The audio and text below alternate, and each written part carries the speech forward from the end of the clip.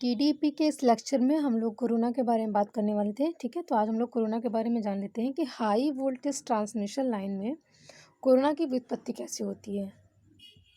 ठीक है, यानी जो हमारा हाई, चूँकि कोरोना जो होता है, कोरोना का जो प्रभाव होता है वो हाई वोल्टेज ट्रांसमिशन लाइन में ही होता है। ठीक, तो सबसे पहले जान लेते हैं कि कोरोना होता क्या है।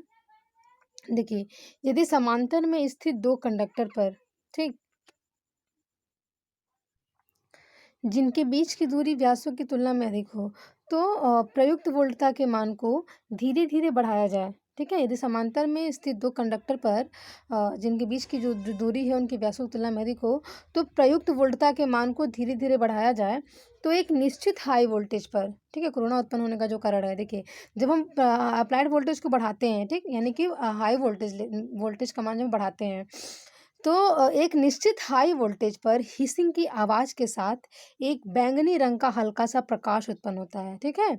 यदि समांतर में स्थित दो कंडक्टर, ओवरहेड लाइन जो मानी जाती है, समांतर क्रम में स्थित दो कंडक्टर पर जिनके बीच की दूरी व्यासों की तुलना में अधिक हो, तो प्रयुक्त वोल्टता के मान को धीरे-धीरे अगर बढ़ाया जाए, तो एक निश्चित हाई वोल्टेज पर हिसिंग की आवाज़ के साथ एक बैंगनी रंग का हल्का-सा प्रकाश उत्पन्न होता है। और साथ ही साथ कंडक्टर के चारों ओर के वायु तत्व जो होते हैं वो आयनित हो जाते हैं। ठीक है, कंडक्टर के चारों ओर के जो एयर होते हैं वो क्या होते हैं, आयोनाइज हो जाते हैं, जिसके फलस्वरूप ओजोन गैस बनता है, जिसका आभास हल्की हल्की सुगंध से होता है तथा स्पार्किंग भी होती है। यह पूरी घटना जो होती है वो क्या कहलाती है, कोरोना कहलाती है। तो आप लोगों ने यहाँ जाना कि जो कोरोना होता है ये कैसे उत्पन्न होता है, हाई वोल्टेज ट्रांसमिशन की वजह से। जब हमारे लाइन में हाई वोल्टेज ट्रांसमिट हो रहा होता है, तो वहाँ पर एक निश्चित वोल्टेज पर, एक निश्चित हाई वोल्टेज पर क्या होता है, हिसिंग की आवाज़ होती है, और हिसिंग की आवाज़ के साथ एक बैंगनी रंग का हल्का सा प्रकाश उत्पन्न होता है, और उसकी वजह से क्या होता है, आसपास का जो एयर होता है, उस कंडक्टर के आसपास का जो एयर पार्टिकल होते हैं वो क्या होते हैं, आयोनाइज हो जाते हैं। इसकी वजह से ओजोन गैस बनता है, और इसका आभास जो है ओजोन गैस का हल्की हल्की स्मेल से होता है, और स्पार्किंग भी वहाँ होती है। यह पूरी घटना जो होती है वो कोरोना कहलाती है। जब भी आप ऐसा कहीं देखोगे हाई वोल्टेज ट्रांसमिशन लाइन में, तो वहाँ पर आप इसको कोरोना इफेक्ट कहेंगे। ठीक है, तो ये तो रहा कोरोना कि कैसे उत्पन्न होता है। ठीक, अब जो हम बात करेंगे वो है कोरोना को प्रभावित करने वाले कारक। ठीक, क्योंकि कोरोना को प्रभावित करने वाले कौन कौन से कारक हैं। तो ट्रांसमिशन लाइन पर कोरोना की उत्पत्ति के कारण जो है वो निम्न है। पहला कारण जो होता है भौतिक कारण है, फिजिकल कंडीशन, और दूसरा जो है वातावरणीय कारक या एटमॉस्फेरिक कंडीशन इसको बोलते हैं। सबसे पहले बात करें भौतिक कारक की, तो उसमें हमारा आता है लाइन वोल्टेज। जो हमारा ट्रांसमिशन लाइन के चालकों के बीच जो लाइन वोल्टेज है उसके बढ़ने से कोरोना बढ़ता है। ट्रांसमिशन लाइन के चालकों के बीच लाइन वोल्टेज बढ़ने से कोरोना बढ़ता है। ठीक है, जैसे कि पहले भी हम लोगों ने कहा कि कोरोना किस में होता है, हाई वोल्टेज ट्रांसमिशन लाइन में। तो जब लाइन वोल्टेज बढ़ाएंगे तो कोरोना भी वहाँ पे क्या होगा, बढ़ेगा। तो कोरोना इज डायरेक्टली प्रोपोर्शनल किसके होता है, लाइन वोल्टेज के। Distance between conductor, transmission line के चालकों के बीच की दूरी बढ़ाने से कोरोना लॉस कम हो जाता है। ट्रांसमिशन लाइन के चालकों के बीच की दूरी बढ़ाने से क्या होता है, कोरोना लॉस कम हो जाता है। कम तो हो जाता है कोरोना लॉस, लेकिन हमारी लागत जो होती है वहाँ अधिक हो जाती है। ठीक है, तो इसको भी हम ध्यान रखेंगे, जहाँ बहुत ज़रूरत पड़ेगी वहाँ पर ही हम इसका यूज़ करते हैं। ठीक है, यानी कि जो ट्रांसमिशन लाइन के चालकों के बीच की दूरी जो बढ़ाने की बात अगर आती है, तो वो डिमांड के अकॉर्डिंग और वहाँ बहुत ज़रूरत होती है तभी ऐसा करते हैं। ठीक है, और अभी जो हमने ऊपर बात की है लाइन वोल्टेज की, यानी ट्रांसमिशन लाइन के चालकों के बीच लाइन वोल्टेज बढ़ाने से कोरोना बढ़ता है। ठीक, तो ऐसा तो है नहीं कि कोरोना बढ़ रहा है इसलिए हम हाई वोल्टेज ट्रांसमिट ना करें। ठीक, तो हमें हाई वोल्टेज ट्रांसमिट करने के कई फ़ायदे भी तो हैं। एक थोड़ा सा नुकसान हम वहाँ पे झेल लेते हैं, ऐसा नहीं है, लेकिन अगर ये नुकसान बहुत ज़्यादा हो रहा होता है तो फिर हम क्या करते हैं, इसके लिए उपाय भी वहाँ रखते हैं। ठीक, तो दूसरा क्या था, डिस्टेंस बिटवीन कंडक्टर। ये आप लोगों ने जाना कि ट्रांसमिशन लाइन के चालकों के बीच की दूरी बढ़ाने से क्या होता है, कोरोना लॉस कम होता है। थर्ड है कि shape and size of conductor. Transmission line में चालकों की मोटाई बढ़ाने पर कोरोना लॉस क्या होता है, घटता है, तथा मोटाई घटाने से कोरोना लॉस बढ़ता है। ये तो ठीक है, कोरोना लॉस कम करने के लिए हम चालकों की मोटाई बढ़ा दें, लेकिन अगर हम चालकों की मोटाई बढ़ा देते हैं, जैसा कि आप लोगों को पता है, उसमें क्या होगा, अगर हम चालक कंडक्टर की मोटाई बढ़ा देते हैं तो करंट का मान हमें अधिक मिल जाएगा वहाँ पे, लेकिन हमारे लंबी दूरी के लिए क्या होगा, वहाँ पे वोल्टेज ड्रॉप अधिक होगा। ठीक है, लॉसेस अधिक होंगे, जिसकी वजह से लॉसेस अधिक होंगे, तो अब हम इस लॉस को नहीं ज़्यादा, इस लॉस जो हमारे लॉसेस होंगे, आई स्क्वायर आर लॉसेस, वो ज़्यादा हो जाते हैं कोरोना लॉस से। तो इसलिए क्या करते हैं, यहाँ पर हम किसी दूसरे उपाय को यहाँ पे कंसिडर करेंगे। ठीक है, तो ये शेप एंड साइज पर कोरोना को कम करने का उपाय बता रहा है कि अगर आपको कोरोना लॉस कम करना है तो ट्रांसमिशन लाइन में जो होती है चालकों की मोटाई बढ़ा दीजिए। ठीक है, तो जो कोरोना लॉस होता है ये इन्वर्सली प्रोपोर्शनल किसके होता है, 1 डायामीटर कंडक्टर के।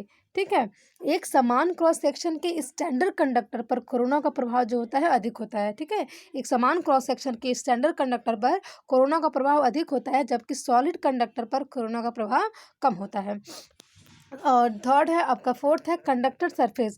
कंडक्टर के रफ सरफेस के कारण जो होता है कोरोना की उत्पत्ति अधिक होती है, जबकि साफ सतह पर जो होता है कोरोना कम उत्पन्न होता है। तो इसका हम लोग इसका हम लोग ध्यान रख सकते हैं कि जो हमारा कंडक्टर हो, जो कंडक्टर का सरफेस हो वो क्या हो, ज़्यादा रफ ना हो सके तो उसको जितना हो सके उतना उसकी सतह को क्या कर सके, हम चिकना कर सकें। ठीक है, तो कंडक्टर के रफ सरफेस के कारण क्या होता है, कोरोना की उत्पत्ति अधिक होती है, जबकि साफ सतह पर कोरोना कम उत्पन्न होता है। तो ये आपके कुछ फिजिकल कंडीशन है, यानी कि भौतिक कारक हैं। ठीक, और वातावरणीय कारक की अगर हम बात करें तो ट्रांसमिशन लाइन के चालकों पर ग्रीष्म ऋतु की अपेक्षा वर्षा ऋतु में, यानी गर्मियों की अपेक्षा क्या होता है, वर्षा ऋतु में कोरोना लॉस अधिक होता है। ठीक है, इसका मुख्य कारण क्या है कि वायु के मध्य वायु तत्व का आयनीकरण के बहने से होता है। क्योंकि बरसात जब होती है तो आसपास का एयर जो होता है मॉइस्चर की वजह से बहुत जल्दी आयोनाइज हो जाता है। ठीक है, तो वहाँ पर जो कोरोना लॉस होता है वो बढ़ने के चांसेस ज़्यादा होते हैं। तो बरसात में जो होता है वातावरणीय प्रभाव को अगर देखा जाए तो बरसात के मौसम में कोरोना लॉस देखने को ज़्यादा मिलता है। ठीक है, advantage of corona loss. Corona loss के वैसे एडवांटेज तो हैं, बहुत कम है, लेकिन इसके डिसएडवांटेज क्या है, बहुत ज़्यादा है। तो ऐसा नहीं है कि कुछ एडवांटेज की वजह से इसके कई सारे डिसएडवांटेज को हम लोग झेलें। तो फिलहाल देख लेते हैं कि इसके एडवांटेज क्या हैं आखिर। तो इसका एडवांटेज जो है कंडक्टर के प्रभावी आकार का बढ़ना। इस कोरोना लॉस की वजह से क्या होता है कि कंडक्टर का जो इफेक्टिव साइज होता है वो क्या होता है, बढ़ जाता है, और ट्रांजिएंट प्रभाव में कमी होती है। ठीक है, और क्या होता है, हाई वोल्टेज सर्ज का कोरोना के रूप में हानि हो जाता है। जो हाई वोल्टेज सर्ज होता है यानी जो आकाशीय बिजली होती है वह उसका जो है कोरोना लॉस के रूप में हानि होता है, यानी कि जो हाई वोल्टेज जो आता है हमारे आकाशीय बिजली की वजह से जो हानियाँ उत्पन्न होने वाली रहती है कंडक्टर पे, वो कोरोना लॉस की वजह से वहाँ कम हो जाता है। ठीक है, तो ये कुछ उसके एडवांटेज हैं कोरोना लॉस के।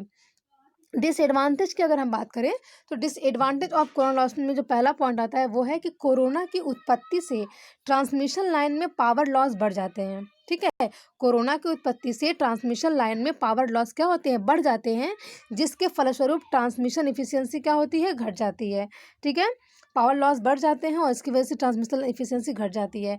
दूसरा पॉइंट है कि कोरोना की उत्पत्ति से थर्ड हार्मोनिक्स प्रभाव, जो थर्ड हार्मोनिक्स जो होते हैं वो प्रभावित होने के कारण धारा जो होती है नॉन साइनोसॉइडल वेव प्राप्त कर लेती है। इससे लाइन में नॉन साइनोसॉइडल वोल्टेज ड्रॉप उत्पन्न होता है। हम चाहते हैं कि किसी भी सर्किट में हमारा साइनोसॉइडल वेव प्राप्त हो। अगर हमारी एसी जा रही है तो वहाँ पे हम क्या करेंगे, साइन वेव हमको मिलना चाहिए। लेकिन यहाँ पे क्या हो जाता है कि कोरोना लॉस की वजह से साइनोसॉइडल वेव हमको नहीं मिलती है, वो क्या होती है लाइन में फिर ये non sinusoidal wave voltage drop हमको मिल जाता है। ठीक है, नॉन साइनोसॉइडल वोल्टेज ड्रॉप उत्पन्न होता है जो कि रेडियो कम्युनिकेशन में बाधा उत्पन्न करता है। ठीक, ये थर्ड हार्मोनिक्स थर्ड हार्मोनिक्स जो होते हैं से प्रभावित होते हैं कोरोना की वजह से। नेक्स्ट जो है कि कोरोना के बढ़ने से वातावरण की वायु में ओजोन गैस कंडक्टर से रासायनिक अभिक्रिया करती है। ठीक, कोरोना के बढ़ने से वातावरण की वायु जो होती है ओजोन गैस कंडक्टर से रासायनिक अभिक्रिया करती है, जिससे कंडक्टर की सतह जो होती है रफ हो जाती है तथा साथ ही कंडक्टर कमजोर भी हो जाते हैं, यानी निर्बल हो जाते हैं। ठीक है, तो ये हमारे डिसएडवांटेज हैं कोरोना लॉस के। तो डिसएडवांटेज जो है वो ज़्यादा है। तो कोरोना को कम करने की जो विधियाँ होती हैं हमारे पास, कोरोना को किस प्रकार से हम कम कर सकते हैं, जो ये इफेक्ट होता है कोरोना का उसको कम करने की कुछ विधियाँ हमारे पास होती हैं। सबसे पहला जो होता है वो है कंडक्टर के बीच की दूरी बढ़ा करके। यदि चालकों के बीच की दूरी बढ़ा दी जाए तो कोरोना का प्रभाव कम हो जाएगा, किंतु इसके लिए लंबे क्रॉस आर्म का यूज़ करना पड़ता है, जिससे कीमत बढ़ जाती है। ठीक, दूसरा है कंडक्टर का आकार बढ़ा करके। ट्रांसमिशन लाइन में अधिक क्षेत्रफल वाले चालकों के प्रयोग से कोरोना लॉस घट जाता है, परंतु कंडक्टर की कीमत तथा सैग बढ़ जाता है। इसलिए क्या होता है कि कंडक्टर को पृथ्वी से अधिक ऊंचाई पर रखना पड़ता है, जिससे कीमत में वृद्धि होती है। ठीक है, अब सैग बढ़ जाता है, कंडक्टर का आकार हम बढ़ा देते हैं जिसकी वजह से क्या होता है सैग बढ़ जाता है, और सैग जब बढ़ जाएगा तो उसके लिए क्या करना पड़ेगा, उसको अधिक ऊंचाई पर हमको रखना पड़ेगा। अधिक ऊंचाई के लिए हमें वहाँ पे फिर जो होता है लंबे पोल और लंबे टावर की आवश्यकता पड़ती है, उसमें भी हमारे काफ़ी कॉस्टली वो आते हैं, तो वहाँ पर भी कीमत बढ़ जाती है, ठीक है। नेक्स्ट जो है वो है ACSR कंडक्टर का यूज़ करके। ACSR कंडक्टर का यूज़ करके कोरोना लॉस को कम किया जाता है, क्योंकि इसमें स्टील कंडक्टर के कारण उच्च तन्य क्षमता तथा एल्यूमीनियम के कंडक्टर के कारण अधिक मोटाई विद्यमान रहती है, जिससे चालक का व्यास बढ़ जाता है, ठीक है। तो ये हमारे कुछ मेथड हैं जिसका प्रयोग करके हम कोरोना लॉस को कम कर लेते हैं। तो यहाँ आप लोगों ने जाना कि कोरोना क्या होता है, कैसे कोरोना उत्पन्न होता है, ठीक है, और इसके कारक कौन कौन से हैं और इसको किन किन विधियों से कम किया जा सकता है। इन चीज़ों को आप पढ़ लीजिएगा, समझ लीजिएगा, जो चीज़ें समझ में ना आए उससे पूछ लीजिएगा। और ये आपका कोरोना है जो कि यहाँ पे कंप्लीट होता है, ठीक है। और कुछ हम लोग डैम्पर की बात कर लेते हैं। ये है थोड़ा अलग है, एक दो डैम्पर के बारे में। और ये जो beds type of parallel wire damper है, एक दो डैम्पर के बारे में आप लोग को बता दिया जा रहा है। ये इस चीज़ के लिए है कि जो हमारा ट्रांसमिशन लाइन होता है, ठीक है, ट्रांसमिशन लाइन में जो वाइब्रेशन डैम्पर होता है, सबसे पहले देख सकते हो कि ये होता क्या है। वाइब्रेशन डैम्पर वह युक्ति होती है जो ओवरहेड ट्रांसमिशन लाइन में होने वाले कंपन के आयाम को कम कर दे या समाप्त करती है, ठीक है। देखिए, जब हाई वोल्टेज ट्रांसमिट हो रहा होता है तो वहाँ हिसिंग की आवाज़ आती है, आवाज़ के साथ वहाँ पे अंदर क्या होता है, थोड़ा वाइब्रेशन भी होता है, ठीक है।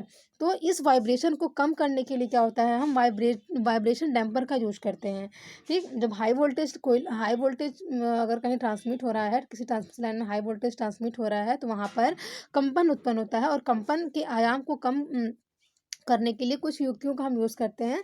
उसी को यहाँ पे वाइब्रेशन डैम्पर भी कहते हैं, ठीक है। तो वाइब्रेशन डैम्पर क्या है, वह युक्ति जो ओवरहेड ट्रांसमिशन लाइन में होने वाले कंपन के आयाम को कम कर दे या समाप्त करती है, वाइब्रेशन डैम्पर कहलाती है। ये दो प्रकार की होती है।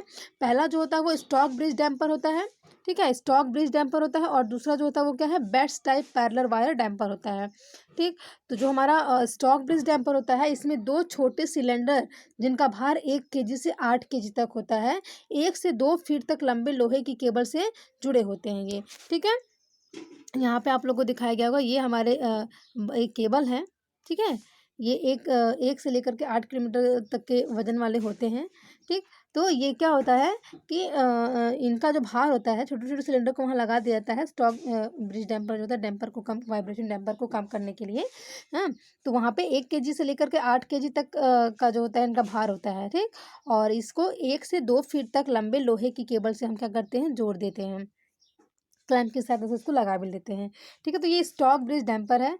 इसमें एक बलदार केबल होती है, ठीक। इसमें एक स्ट्रॉन्ग केबल होती है जो क्लैंप की सहायता से कंडक्टर से लगी होती है, ठीक है, जो क्लैंप की सहायता से कंडक्टर से लगी होती है। इस प्रकार डैम्पर जो होता है एक बेलनाकार भार के रूप में कंडक्टर के नीचे लगा रहता है। कंडक्टर में कंपन होने पर यह बलदार केबल कंपन ऊर्जा को अवशोषित कर लेता है, जिससे कि वाइब्रेशन कम हो जाती है, ठीक है। दूसरा जो है beds type parallel wire damper, ये क्या होता है, ये भी ओवरहेड ट्रांसमिशन ये जो होता है ओवरहेड ट्रांसमिशन लाइन कंडक्टर का ही 8 से 10 मीटर तक का लंबा टुकड़ा लेकर के, ठीक है, 8 से 10 मीटर तक का लंबा टुकड़ा लेकर के, जिसे डैम्पिंग रॉड कहते हैं, इसको मेन कंडक्टर के साथ समांतर में इंसुलेटर के पास वायर के द्वारा कस दिया जाता है, ठीक है। ये आपका देखिए, इस प्रकार से हम क्या करते हैं, इसको कस देते हैं। इससे भी क्या होता है, वाइब्रेशन डैम्पर को कम किया जा सकता है, ठीक। इस प्रकार से बनावट होती है जहाँ पर वाइब्रेशन डैम्पर होता है। देखिए, मेन कंडक्टर होता है, इन कंडक्टर को क्या करते हैं, स्ट्रिंग इंसुलेटर की सहायता से, ये स्ट्रिंग इंसुलेटर लगा होता है, और इस कंडक्टर को हम नट बोल्ट की सहायता से क्या करते हैं, कस देते हैं, ठीक है।